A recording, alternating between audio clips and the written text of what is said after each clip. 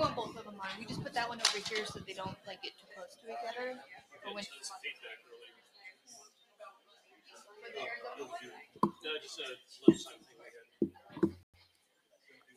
Hi there. Can you all hear me? You bet. Great. Hi. Great to see some familiar faces. Thank you for your patience as I got here and unfortunately took a wrong turn. And thank you to our hosts for having us here. It's beautiful to be back. I haven't been here since 2017, but was just commenting that's really nice to be here. I'm Yana Garcia, Secretary for Environmental Protection for the state of California. I'm going to be providing some updates about some of the work that we're doing, and then would love to have a dialogue and hear about some of what you all are up to, issues of concern to you, and be able to answer questions to the best of my ability. We are joined by several tribal liaisons representing CalEPA as an agency, as well as members of our Tribal Advisory Committee. So for those of you who haven't had a chance to meet, maybe I'll have folks stand up at the end just so we can make some connections for the rest of the time here as well. And for any of you who may not be familiar with CalEPA as an organization, CalEPA is an umbrella agency within which 6 boards and departments and 1 office exist. So we have the Air Resources Board, the State Water Resources Control Board, CalRecycle, the Department of Toxic Substances Control, the Department of Pesticide Regulation, and the Office of Environmental Health Hazards Assessment, an office that provides scientific and toxicological data that really supports the rest of the regulatory work within the purview of CalEPA. Our mission is to restore and protect the environment and to ensure public health and economic vitality across the state of California, with a focus, of course, on addressing longstanding inequities in our most vulnerable communities. And much of our work, of course, intersects with that of tribal nations across the state of California. And I should have noted quickly, welcome to those of you who are with us online. Again, hoping to have time for questions at the end and hope to hear from many of you. But as much of our work intersects with and impacts our tribal nations, this includes managing our natural resources, protecting communities from the effects of climate change, and ensuring access to clean air, clean water, and equitable benefits across the board for all. Now, as you all know better than most, the impact of the climate crisis is here. It is affecting all of us more and more intensely every year. In California, as in many parts of the West, but specifically for us, hit by some of the wettest winters in our history this past year, we came off of the driest 3 years on record in our history. As a planet, as you all know well, we saw the hottest August on record this past summer, and deadly wildfires swept across Hawaii and Canada. In 2022 alone, extreme weather caused, in fact, more than $165 billion in economic damages. And that spans across the spectrum. That means damages to infrastructure, it means damages to business interests, it means damage to many of our tribal nations as well. And it does not include the human toll or biodiversity loss caused by these events, which are invaluable. Our traditional ecological knowledge, as well as ongoing expertise from our tribal communities, are critical to ensuring that we have the protections we need across the state. And I want to take a little bit of time to let you know about some of our regulatory work and the Tribal Advisory Committee that we have within CalEPA and have had since 2010.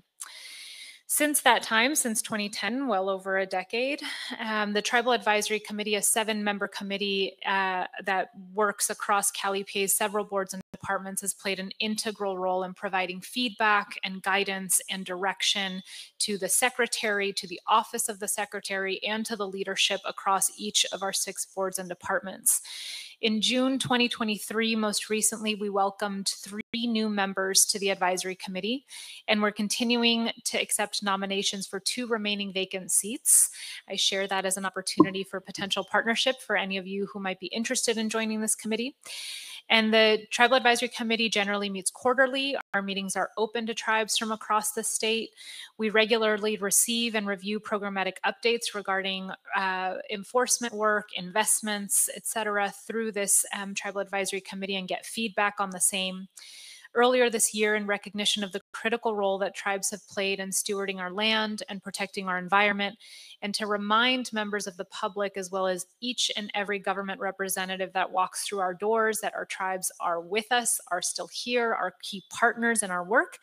We permanently installed the flags of our Tribal Advisory Committee members at our CalEPA headquarters and look forward to installing flags representing the over 100 tribes in the state of California eventually.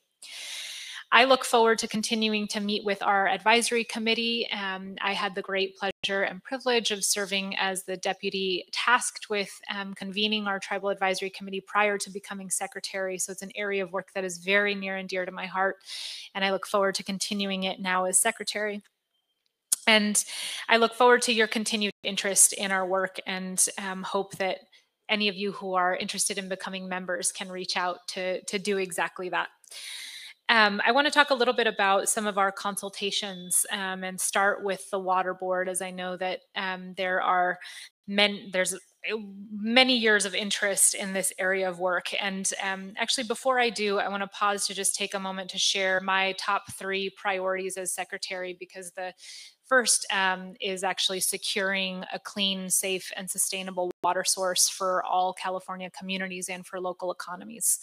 The second is reducing our waste streams and investing in a truly circular economy, one in which we are transitioning away from chemical-based products that cause harm to our health and to our ecosystems, and that we ensure that we do that in a way that prioritizes immediate health benefits for the communities that need it most. The third is that we ensure that our transition to a carbon neutral future and carbon neutral economy leaves no communities behind.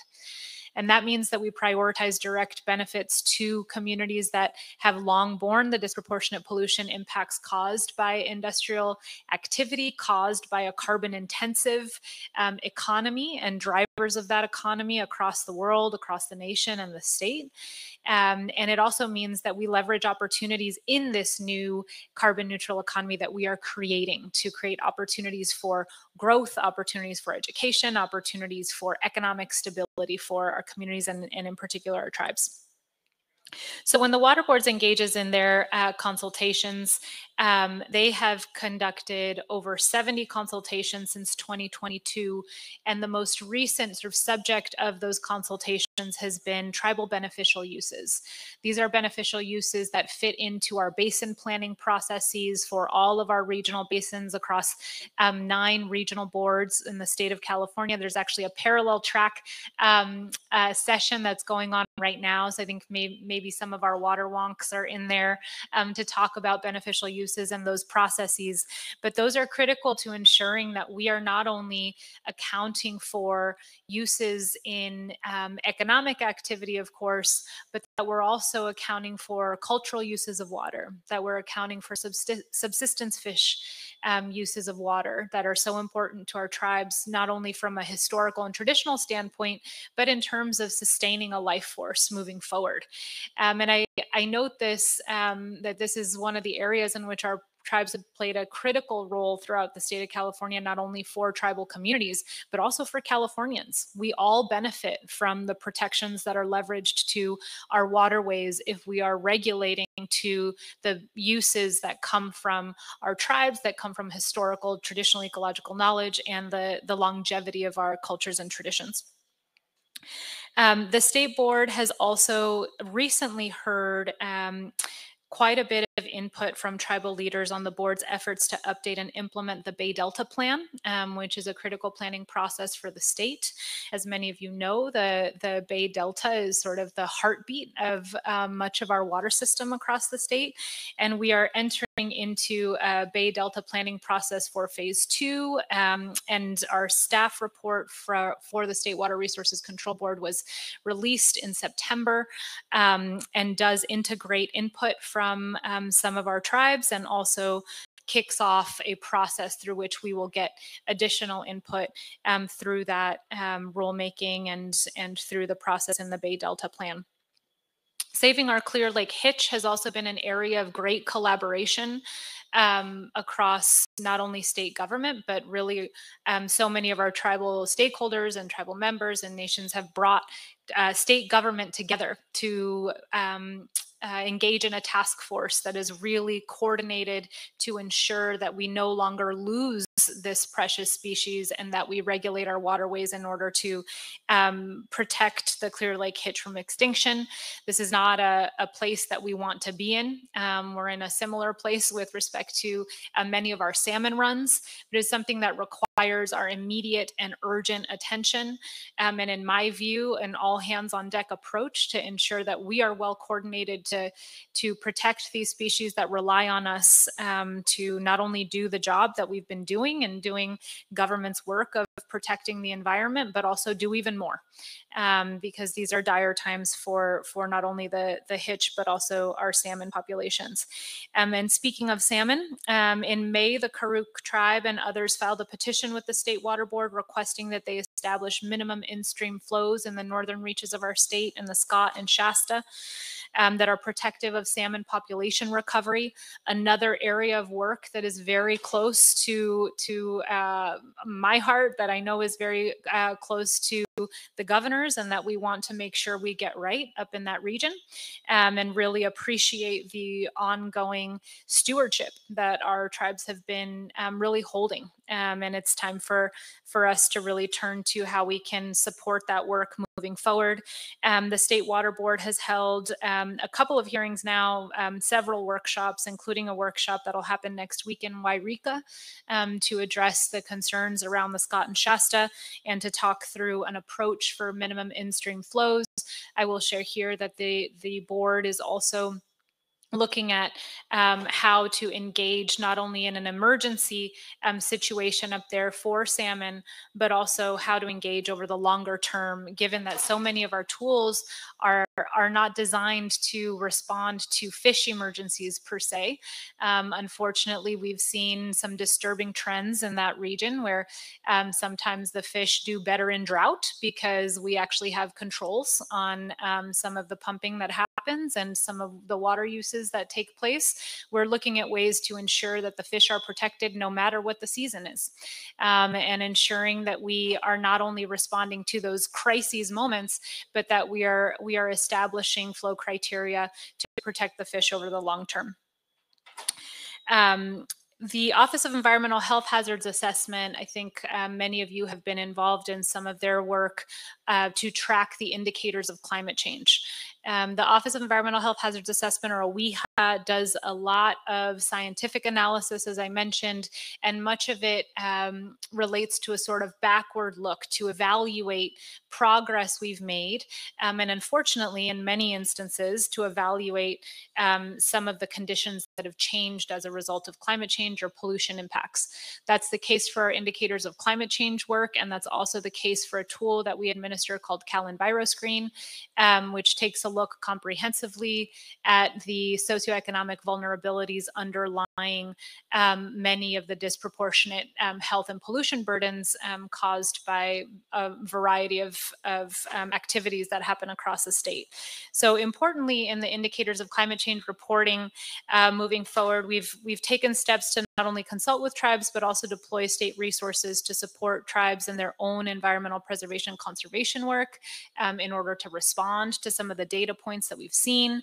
The OEHA has also updated the designation of disadvantaged communities through work with the Office of the Secretary.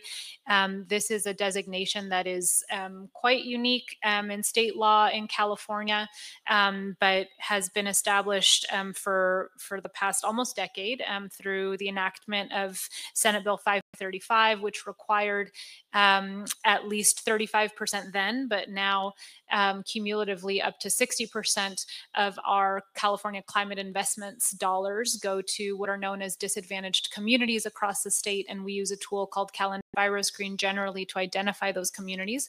But recently we've amended the designation to include all tribes, all tribal lands. And that's something that has been very important to us, as we know the data for many tribal lands can be unique and different. And it was incumbent upon us to identify the need there and the role that targeted climate investment dollars can play to reduce air pollution and greenhouse gas emissions, to improve health and economic opportunities for all tribes across the state of California. So that's something that we're very proud of, and something that I want to make sure is on your radar in terms of being able to take advantage of the increased eligibility that comes from that designation. In the world of disaster relief and emergency preparedness and response, which I know so many of you play so many roles, including at times first responders, of course, in tribal communities that are disproportionately at risk of wildfires, particularly in the state of California, but all across the world, unfortunately. CalRecycle works closely with tribes during emergencies and in disaster recovery to identify and protect cultural resources. And it's been a priority of ours in the Office of the Secretary and at CalRecycle at a leadership level to ensure that we are able to contract with cultural resource monitors. That can get complicated with some of the dynamics that we have as a state and has been over the past few years, but I hope an area where we've made progress in being able to consult and contract with tribes directly to ensure that cultural resources are always getting the protection that they need, that they are being identified by those who know best where their locations may be, and that the appropriate confidentiality is exercised in identifying those resources as well. So that's an area that I look forward to continuing to work closely with tribes in. We've also offered ongoing training, outreach, and technical assistance to tribal partners in this effort, but also want to put out there that a few years ago we did some hazmat work as well in partnership with tribes, and this is an area that I hope that we can continue to work on as well, ensuring that everyone is trained properly to remove hazardous waste and also to deploy state resources to do so. CalRecycle actually also has some funding opportunities that they'll be presenting on during the Composting and Beyond Integrated Organics Management Panel.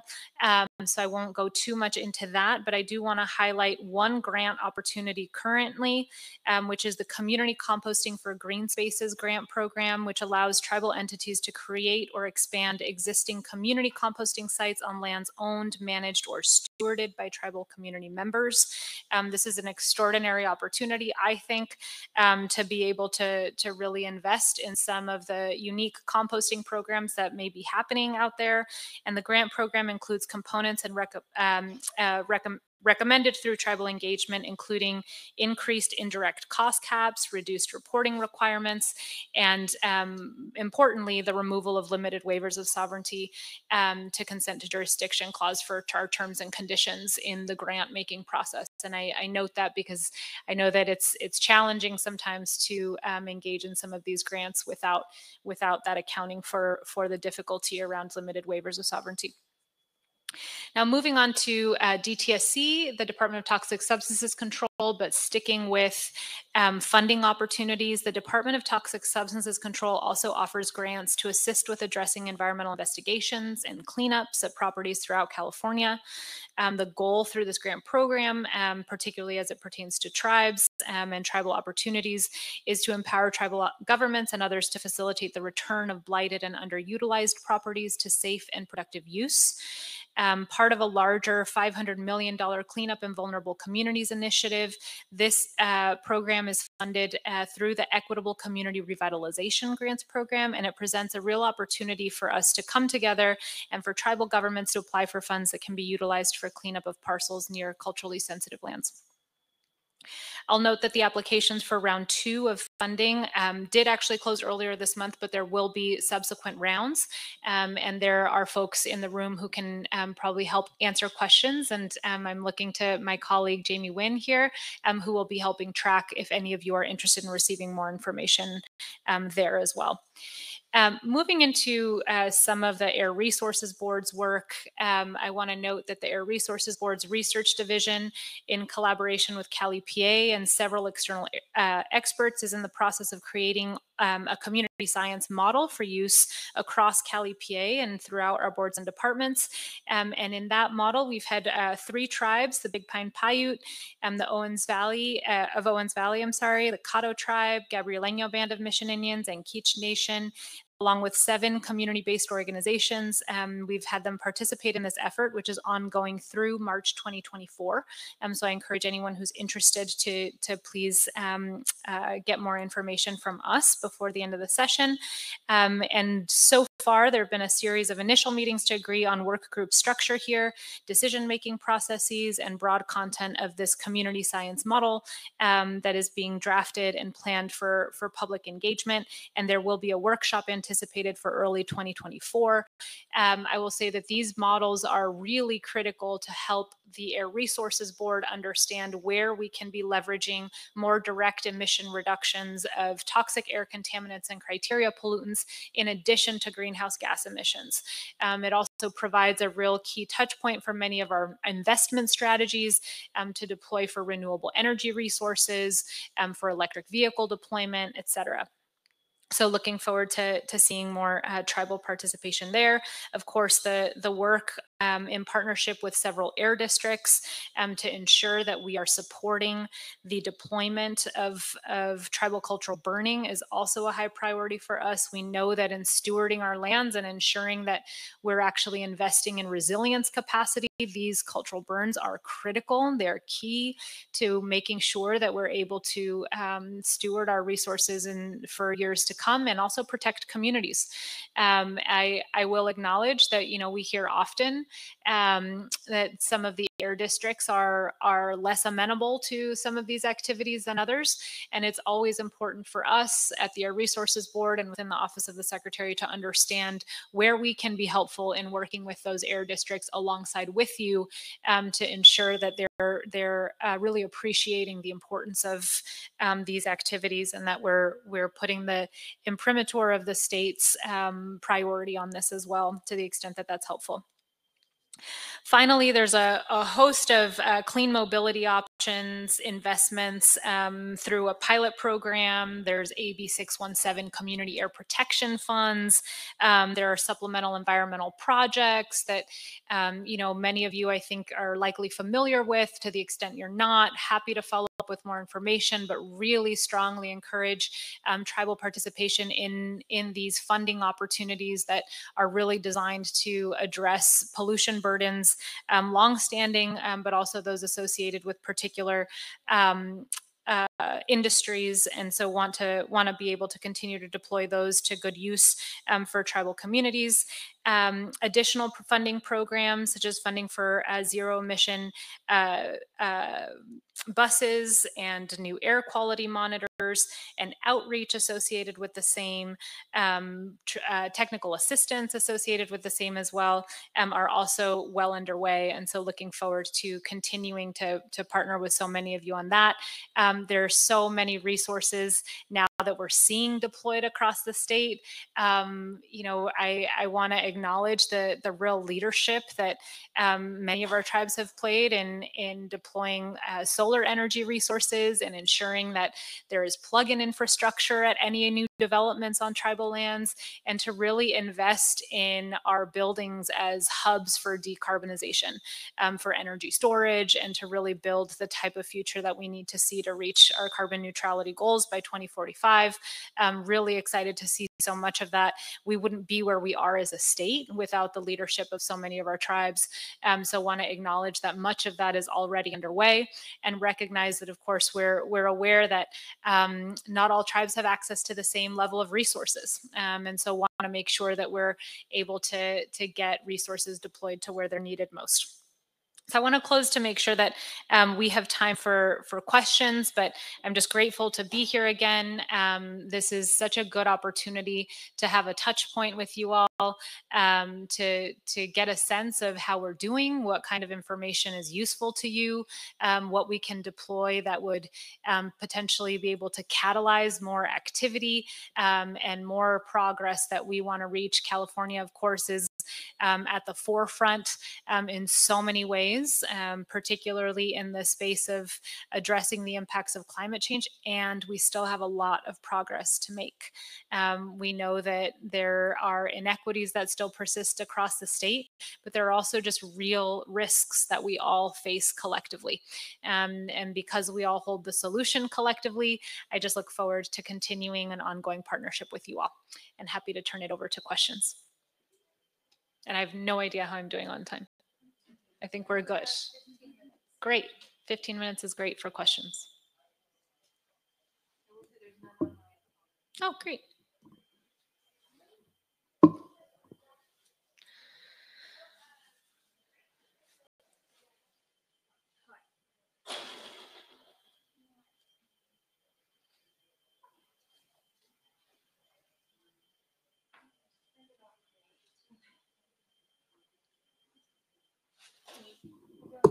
Do you want me to pass along this one? Yeah. Thank you.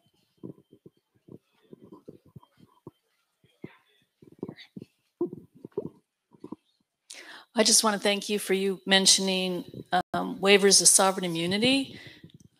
We went for one of your edible food recovery grants through Recycle. Great. And I think we were one of 2 tribes that actually went for one of the grants because of the issue of waivers of sovereign immunity. And the Cal Recycle group really worked with us to get that removed. And I think it's imperative that the state continue to work for that through that process, because that is like the key for these tribes is not to ask them to waive sovereign immunity. We've gone through it with Caltrans. They seem immobile on it, but some of these other grants, especially when they're I can't think of the word. When we put out the money, reimbursement grants, especially when they're reimbursable grants, that we would have to go through that process. So thanks for bringing that up. Definitely appreciate that. And as I mentioned, I've had the opportunity to implement some of these grant programs directly. So understand that that's been a longstanding challenge, and I appreciate the feedback. I'm glad that it's leading to more awards.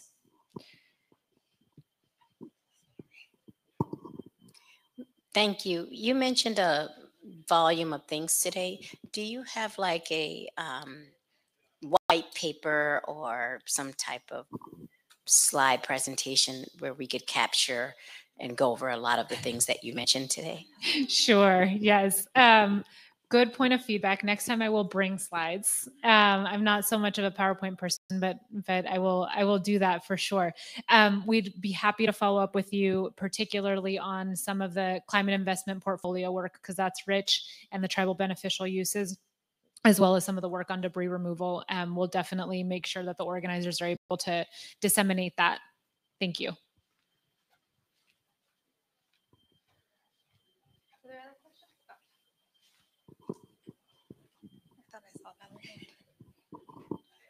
I just wanted to note that there's a California Water Board's table, and there are some like flyers and fact sheets if you're interested in the Bay Delta topic or Water Board's funding or monitoring and things like that.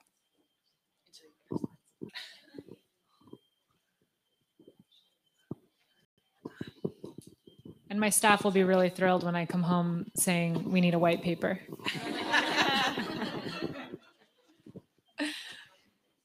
Hi, Yana. This is Sally Manning from Big Pine Paiute Tribe. Hey, Sally. The transition to the carbon neutral economy and the clean mobility options, which this Big Pine Tribe has been pursuing, it's all very exciting, and it's great that California is looking out for the communities like ours in rural areas. But We also live not far from Nevada, and Mm. there's a huge push for lithium mining over there. And so I do wonder, you know, when California pushes ahead with these things, are you thinking about the repercussions for our neighbors, for tribes that are nearby, and what could be done to make things better that way? Thank you. I appreciate that. So, one, you're giving me a good topic to talk to my colleagues in Nevada about, of course, a little bit more. But two, I think the space of critical minerals extraction has been something that we have tried to sort of model what we would like to see in areas like throughout the Coachella Valley, through integrating input on what the negative externalities of that extraction process can look like. It's not mining like what we see in Nevada. It's quite distinct from that, but it is an area that we're aware of as we transition into rapid EV deployment and zero emission vehicle deployment across the board. The demand for lithium is only going to increase at a global level. And it's something that many indigenous communities, many subnational governments and national governments are working toward ensuring we have adequate protections to waterways, to the air impacts that come from that, and is something that we've been involved in at the international level with other subnational governments. I have not spoken extensively with Nevada, just for full disclosure, but do appreciate the flag. And I know that you all raised this a few months ago as well, Sally. So I appreciate the ongoing engagement around it. And it is something that I'm very aware of, and certainly want to make sure that we don't replicate the same negative externalities that we had in a fossil fuel-based economy now into a different, zero emission vehicle economy, but that uses similar practices around critical minerals. And I appreciate the concern.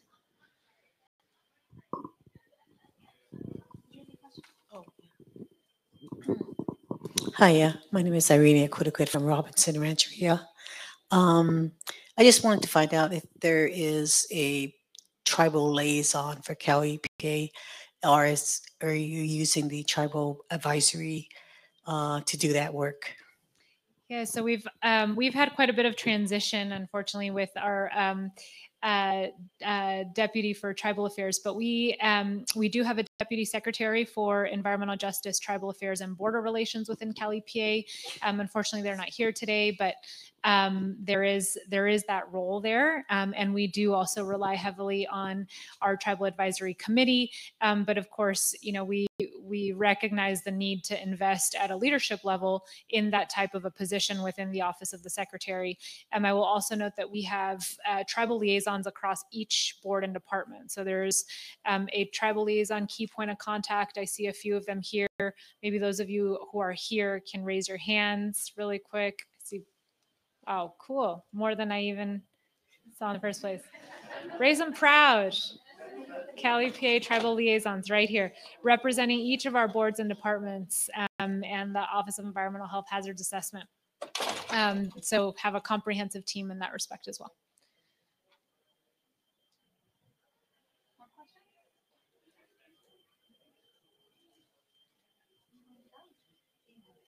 Great.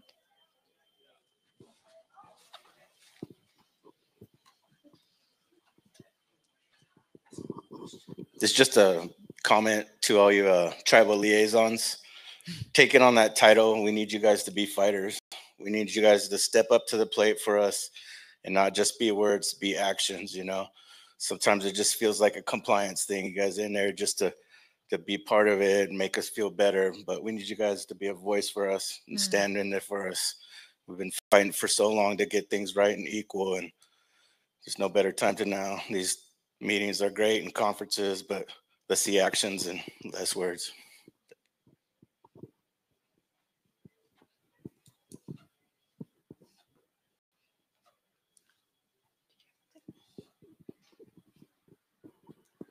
I I just wanted to add for the folks looking for a white paper on the CalEPA Tribal Advisory Committee page.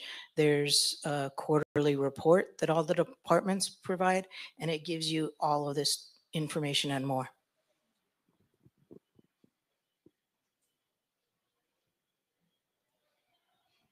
More questions?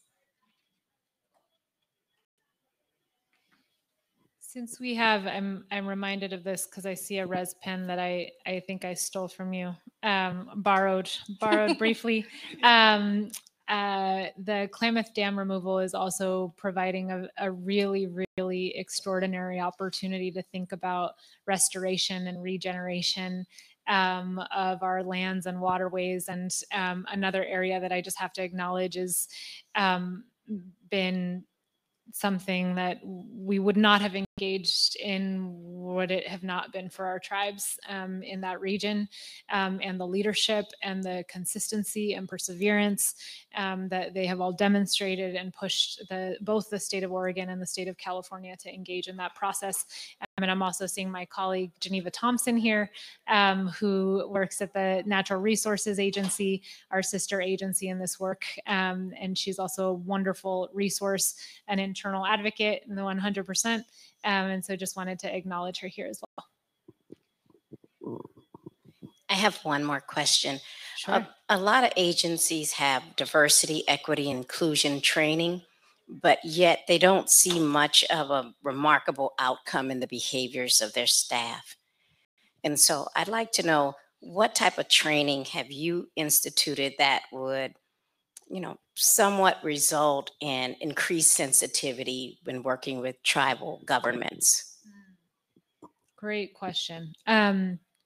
So on a couple of fronts, I think we've seen some level of internal progress. One is we became members in 2018 of a national network called the Government Alliance for Racial Equity, or GARE, who really supported several state agencies, but in particular CalEPA, in undertaking a very intensive 2-year training program that I will admit, as the person who had to push it internally, was met with resistance for sure at first, if for no other reason, because of the time commitment. And I think a lot of folks felt like, well, hold on a second, I have a serious job, but do you know what I do? I can't carve out time in my day to do this. This is like 8-hour days at a time for weeks on end. There's no way. And had a lot of really challenging conversations with managers and with leadership to emphasize the deep importance of a commitment to make people available to really take this as seriously as any other, professional work that they would be doing.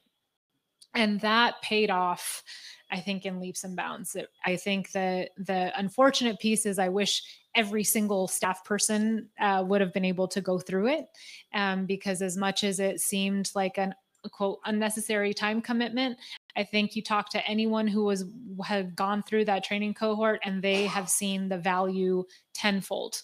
They're now grateful that they were a part of it. Many of them are now trained trainers themselves, who are able to conduct trainings internally for staff.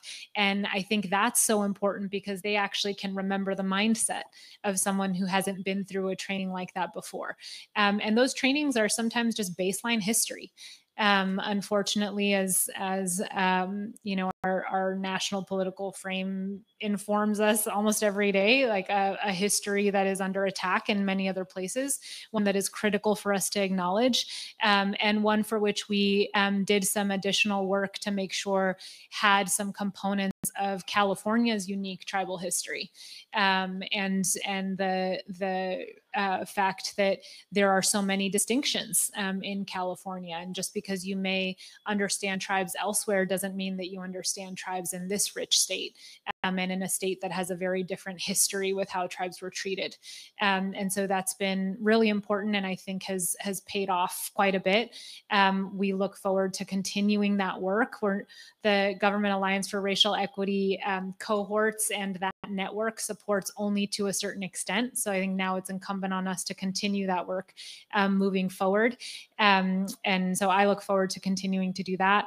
Our Tribal Advisory Committee members have also been extraordinarily generous with their time and have conducted trainings on consultation for our staff that have likewise been extraordinarily important.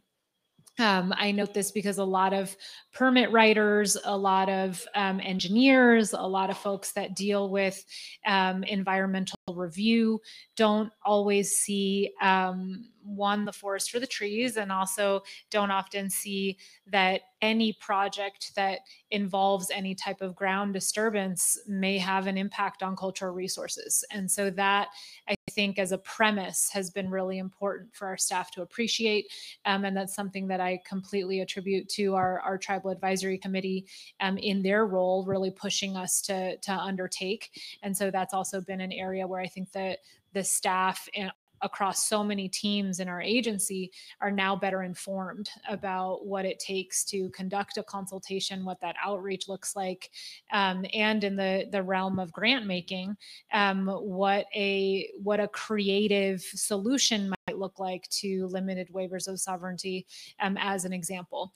How we may have de minimis exceptions, how we may want to move the needle forward regardless of that forum language that often is seen as a sort of like holy grail that you can't move away from. So those are some examples of where trainings have really paid off, where some deep conversations have paid off, and where frankly the role of our Tribal Advisory Committee has been really critical.